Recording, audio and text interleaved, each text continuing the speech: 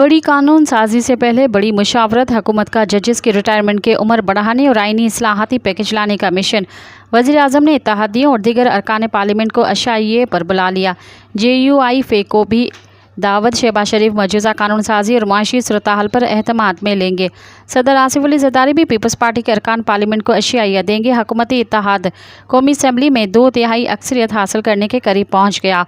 Senate में हुकूमत को मतलूबा 64 वोट मिलने की भी कवी उम्मीद है।